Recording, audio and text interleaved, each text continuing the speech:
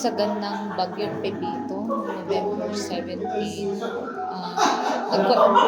landslide incident sa Remote sitio namin dito sa may City Hukok for almost 15 years, 2009 until 2024, nagkaroon po kami ng casualties. Yung casualties na po yun is halos mga bata yung involved, 6 children and 1 PWD adult. Sige. May re-receive. Oh, kaya.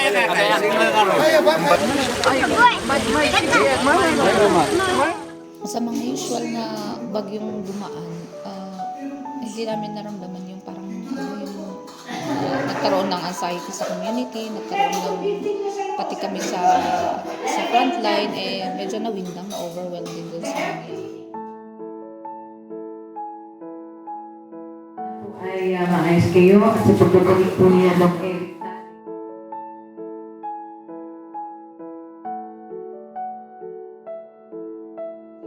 Nakaraan na nangyaring sakuna, naging mabigat dahil kilala.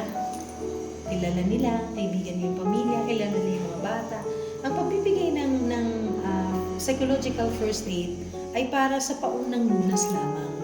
Para kung ano man yung mga iniinda nila, magkaroon ng safe space ikangan. Para masabi nila ito, malahad nila ito, ma-express nila ito, at magkaroon sila ng pagkakataon na maghanap kung ano ba yung pwedeng coping mechanism nila. That's po si Ma'am. May cheer na kayo. Kailangan mag-cheer kayo. Hindi tayo competitive, ha? Hindi tayo So the next step technically is to train community leaders. Para sila mismo, hindi lang training para sa psychosocial, kundi first aid, no? And even environmental component. Kasi we have to understand bakit nga ba mayroong mga landslides. So hindi lang tayo rumisponde to rehabilitate what's happened, but we have to look at it in a future long-term terms of preventive aspects. So saan nagmumula kalikasan? We call it community first aid.